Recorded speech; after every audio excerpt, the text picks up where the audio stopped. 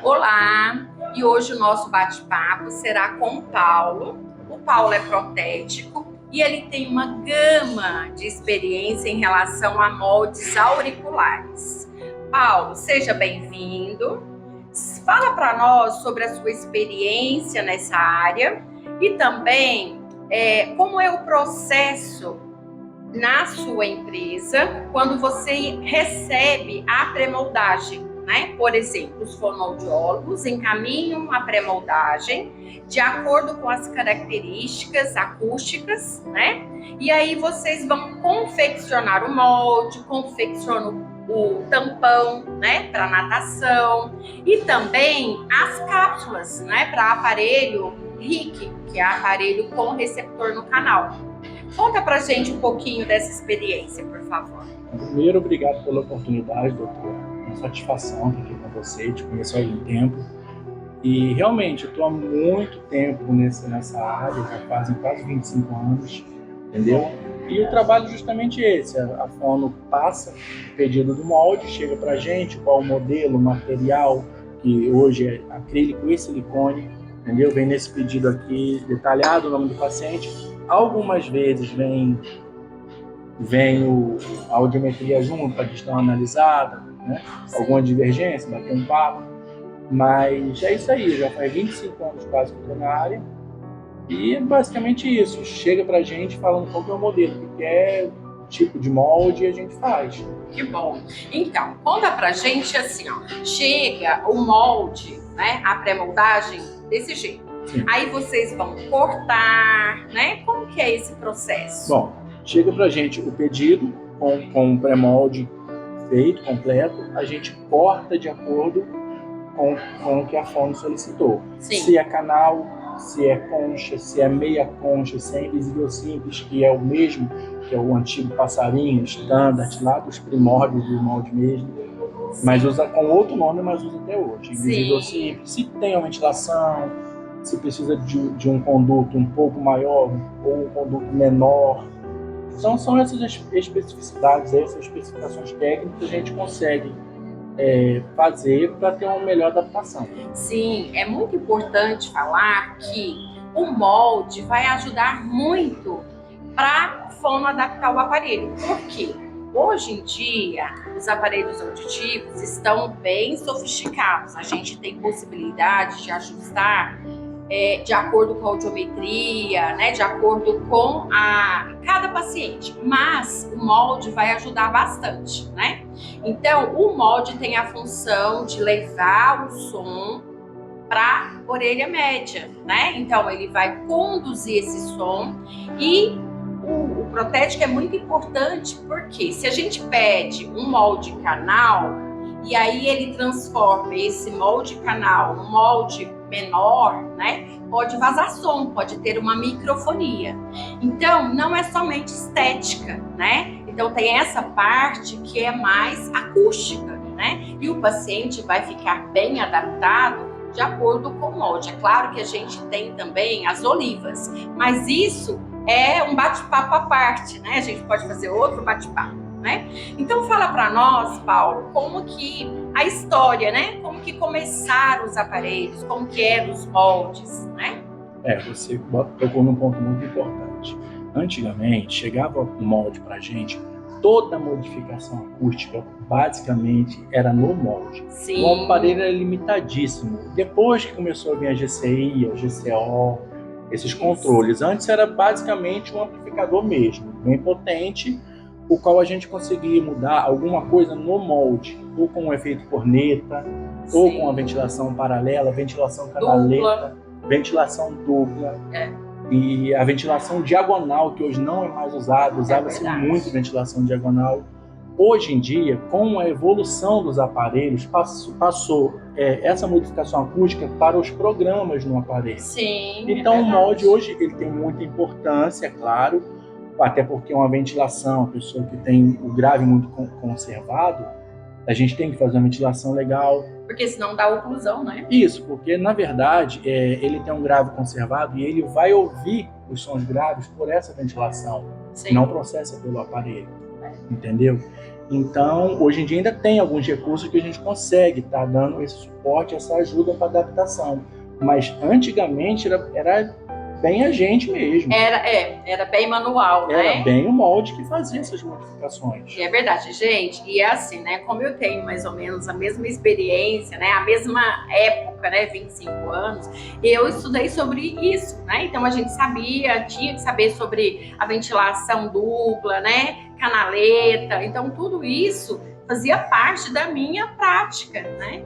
E hoje não, hoje o que eu peço? Eu peço o canal, que dá para colocar com uma perda até severa. Se a gente colocar, né, a pré-moldagem mais longa, né, o conduto mais longo, né, Paulo? Então dá para colocar, dá para adaptar e esteticamente fica legal e não dá microfonia. Não é isso, Paulo? Sim, também auxilia no sentido do conforto, porque quanto maior o molde, mais produto de um corpo estranho no ouvido do paciente. Sim, vai ficar mais pesado, né? Incomoda mais, a gente tem que estar fazendo ajuste muitas vezes. É necessário? Muitas vezes sim. Muitas vezes tem que ser um molde concha. Sim, claro. Uma perda profunda, isso, né? Mas assim, essa parceria tem que andar muito junto, fono e protético, porque quanto melhor o pré-molde, o segunda curva conservada, um tragos bem feito, a questão da hélice, ajuda muito nessa adaptação, para a gente fazer um molde que vai ficar anatomicamente legal. Sim, muito bom. Então, é realmente muito importante ter essa parceria. E o protético, às vezes a gente acha que ele não sabe, né, nada de aparelho. Vocês viram uma aula que o Paulo deu pra gente, né? Então, eles têm uma noção muito boa de aparelho auditivo. Né, Paulo? Sim. Até porque o Paulo, ele não faz somente molde, gente. Ele confecciona os aparelhos auditivos. Conta para nós como que é a confecção dos aparelhos auditivos, Paulo. Bom, chega pra gente o kit, né, que é o kit do aparelho SIC, o ITC, depende do que vai precisar. Ele vem numa bandeja, né? Isso, é um kitzinho, poderia até ter trago algum, né? É um kitzinho que vem o aparelho para a gente montar. Alguns vêm com o microfone já instalado, a gente que instala de acordo com a anatomia do paciente. Vem o pré-molde, a gente faz o corte, ou SIC, ou ITC, ou o ITE, que é muito que é maior, né? É bem raro, né? É raríssimo. É quem já usava mesmo, continua querendo. Certo. Geralmente SIC pilha 10. São aparelhos pequenos. Isso, um ou outro, pilha 312, né, que é o ITC, com controle de volume. Mas chega pra gente o pedido, a gente corta, faz a cápsula. E aqui é uma cápsula de um RIC, de um receptor encapsulado, mas a cápsula é mesmo material. Essa cápsula aqui. Sim. A gente vai e monta, eu monto o aparelho dentro da cápsula, faço o acabamento e aí tá pronto, é simples. Então, esse aparelho aqui, como é com receptor no canal, né? Ele vem outro aparelhinho que vai atrás da orelha. Mas ele está falando do SIC, que é completamente dentro do conduto, né? Então, é somente essa parte, né? Então, um aparelho pequeno para perda leve a moderada, né? Até severa, às vezes a gente consegue colocar, né? Um aparelho pequeno. E tem também, como ele falou, né, que é o intracanal, né, que é o ITC, que ele é um pouquinho maior e dá para colocar o controle de volume. Agora, para você ver falando da evolução, esse aqui nada mais é do que aquele que a gente falou no começo, que era o molde direto, o aparelho de caixa, o receptor para fora. Isso. Hoje o receptor está aqui, ó, dentro dessa cápsulazinha. Não tem mais aquele receptor grande, no molde direto, com um fio enorme. É isso aqui, ó. É verdade. Então, gente, realmente os aparelhos avançaram muito, né? A história antigamente as pessoas falavam, é ruim usar aparelho, o aparelho tem um som horrível, né? Então colocava na gaveta. Hoje não, hoje a adaptação está sendo muito diferente, né? Porque vocês viram, são aparelhos pequenos, são aparelhos com tecnologia avançadíssima, né? Que a gente consegue até ser multifunção, não é só aparelho auditivo, né? Dá para colocar, por exemplo, para mensurar, né? A capacidade física, intelectual, né? Então, hoje em dia, os aparelhos, eles estão muito avançados. Paulo, de acordo com a literatura, a troca dos moldes para a criança, né, na primeira infância, geralmente é de 3 meses, né? Aí até 15 anos, 6 meses, e adulto, 12 meses, né? O que você fala disso? Você sugere trocar antes? E por que tem que trocar? Como que é? Bom, essa questão de trocar em crianças até os 3 meses é óbvio, porque o ouvido cresce, a criança cresce, o ouvido modifica e já esse molde não está tendo mais a eficácia que tinha. Entendeu? Porque geralmente a criança precisa de ganho. Então, se o molde está frouxo, está ruim, ela perde isso aí. Então, realmente, é extremamente importante que a mamãe e o papai acompanhem isso e está levando ao centro auditivo para estar trocando, sim, de 3 em 3 meses o molde da criança. Certo. A questão do adulto, de um em um ano, muitas vezes assim, não é nem necessário. Tá bonzinho tudo, só que a gente sabe que é um corpo estranho. Sim. Entendeu? Então, assim, questão até mesmo de higiene, de bactéria, né? Tá substituindo o molde de um em um ano, fazendo asepsia também é muito importante que faça essa asepsia, tire, desconecte. Lavar, né? Isso, vai desconectar o aparelho do molde. Sim. Lavar o molde com água e sabão neutro, seca bastante o tubinho, que é onde passa o som, porque se obstruir com água o som não vai sair, o paciente vai achar que está com defeito. Desobstrui o conduto aqui do tubinho do som. Sim. Usa novamente, coloque e usa novamente. Essa asepsia é extremamente importante. Geralmente 1 vez por semana, né? 1 vez por semana. Sim. Outra coisa importante é a questão da troca da mangueirinha, né? Então, às vezes a mangueirinha resseca. Sim. E aí é importante trocar. Vende a mangueirinha, né? A pessoa mesmo pode trocar ou então pode levar lá no centro auditivo e a gente troca também, tá? É importante falar que nós temos aqui o material de silicone, né? E temos também o material de acrílico. Isso vai depender muito, né? De como está a audiometria dessa pessoa, ou se tem alergia, né? Então, na hora que a gente vai fazer a pré-moldagem, a gente já coloca lá qual é o material, né, que é para colocar. Então, o protético, ele já vai receber tudo isso pronto, né, como tem nesse envelope. A Audilex trabalha com esse envelope e aqui tem, né, orelha direita, orelha esquerda, porque tem gente que usa somente um aparelho, né, e coloca só de um lado. E aí nós temos aqui canal, invisível, concha com hélix, geralmente a gente coloca para a criança, né? Para a criança de bebê, né? Até 2 anos. E a concha para uma perda auditiva profunda. E temos também o protetor, né? Tem gente que usa protetor auricular para som, para abafar o som mesmo, né? Ruído.